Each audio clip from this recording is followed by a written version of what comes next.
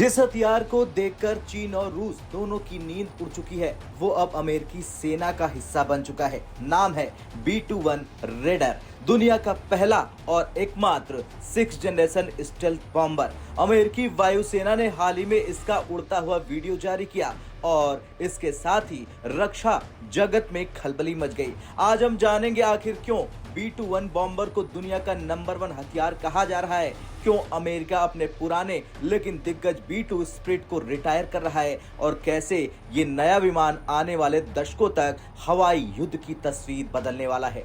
सबसे पहले जानते हैं आखिर क्या है B-21 रेडर। दरअसल ये कोई आम स्टेल्थ बॉम्बर नहीं है, ये अब तक का सबसे आधुनिक, घातक और टिकाऊ स्टेल्थ प्लेटफॉर्म है। ये 6th जनरेशन बॉम्बर है, यानी अपनी श्रेणी का पहला और अकेला।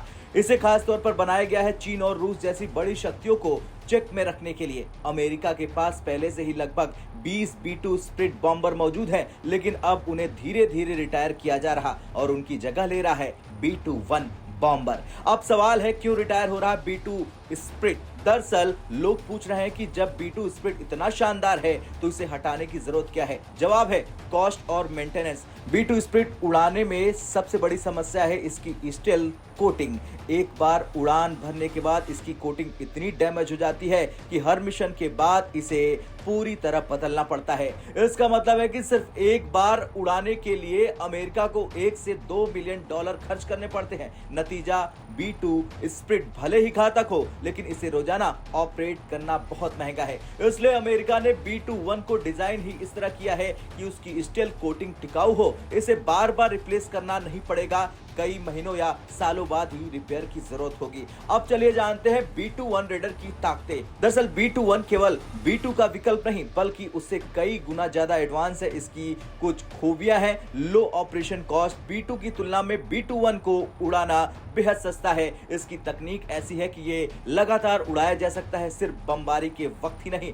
स्टेल्थ मास्टर, ये दुनिया का सबसे उच्च तकनीक वाला स्टेल्थ विमान है। इसे रडार पर पकड़ पाना लगभग नामुमकिन है। फिक्सिबिलिटी इन वेपन, B-21 कन्वेंशनल हथियार भी ले जा सकता है और न्यूक्लियर पेलोड भी, यानी ये हर तरह के मिशन के लिए तैयार है। इसके साथ ही साथ ये सिर्फ एक विमान नहीं, बल्कि फ्लाइंग कमांड सेंटर की तरह है। अन्य लड़ाकू विमानों, ड्रोन और ग्राउंड सिस्टम से ये लगातार डेटा शेयर कर सकता है। अब चलिए जानते हैं कि इसके सामने आते ही दुनिया पर क्या इंपैक्ट हुआ और क्यों हिल गई दुनिया। दरअसल अमेरिका के इस कदम से दुनिया भर में चिंता का माहौल है। सबसे पहले बात चीन की करें तो दक्षिण चीन सागर में अमेरिका की बढ़ती सक्रियता पहले ही चीन के लिए सिरदर्द बन चुकी है। अब B-21 जैसे बॉम्बर के लगातार गश्त लगाने की संभावना ने चीन की टेंशन बढ़ा दी है। बात करें रूस की तो रूस की एयर डिफेंस सिस्टम दुनिया के सबसे एडवांस सिस्टम माने जाते हैं, लेकिन रिपोर्ट कहती है कि B-21 इन्हें भी मात देने में सक्षम है। बाकी दुनिया की बात करें तो अन्य देश अभी तक B-2 के लेवल का भी